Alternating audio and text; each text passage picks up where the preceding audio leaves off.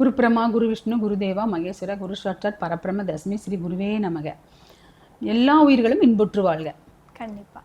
நீங்க எப்பயுமே கேள்வி கேட்கறதுக்கு முன்னாடி இந்த ஒரு விஷயம் பதிவு பண்றீங்க இல்லையா, என்ன காரணம் அதற்கு? இது என்னன்னா, நம்ம எப்படி இருந்தாலும் ஒரு குரு கிட்ட தான் படிச்சிருப்போம்.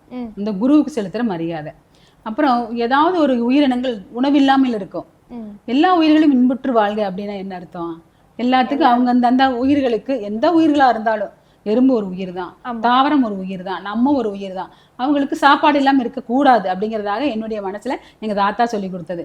எல்லா உயிர்களும் இன்புற்று வாழ்க அப்படின்னா அந்தந்த உயிர்கள் இன்புற்று வாழ்கன்னு நம்ம சொல்லும் போதாவது அவங்களுக்கு கொஞ்சம் வயிறார உணவு கிடைக்கிட்டோம் அப்படின்னு. இப்போ நானெல்லாம் ஹோட்டலில் சாப்பிட போனோம்னா வெளியே யாராவது உட்காந்துருந்தாங்கன்னா என்ன வேணும்னு கேட்பேன். சாப்பாடு வேணுமா டிஃபன் வேணுமான்னு கேட்பேன். கட்டிட்டு வந்து அவங்க கையில் கொடுத்துருவேன். காசு தர மாட்டேன். கட்டிட்டு வந்து அவங்க கிட்ட கொடுத்து, எங்கள் வீட்டில் ஐயா கூட உனக்கு எங்கே வேணாலும் இதே வேலை தான் அப்படின்னு எங்கள் வீட்டு ஐயா கூட கொஞ்ச நாளைக்கு சதைவார், கொஞ்ச நேரத்துக்கு. அப்புறம் நான் வாங்கிட்டு வந்து கொடுத்து வெயிட் பண்ணி கார் எடுத்துட்டு அப்புறம் தான் கூட்டிகிட்டு வருவார். நான் என் வெளியில் யாராவது உட்காந்து பசியால் உட்காந்துருந்தாங்கன்னா கண்டிப்பாக நான் ஒரு கட்டி சாப்பாடாக இருந்தாலும் டிஃபனாக இருந்தாலும் கட்டி கொடுத்துட்டு தான் நான் போகிற வேலைக்கு போவேன். நான் நல்லதுமா, ரொம்ப நல்லது.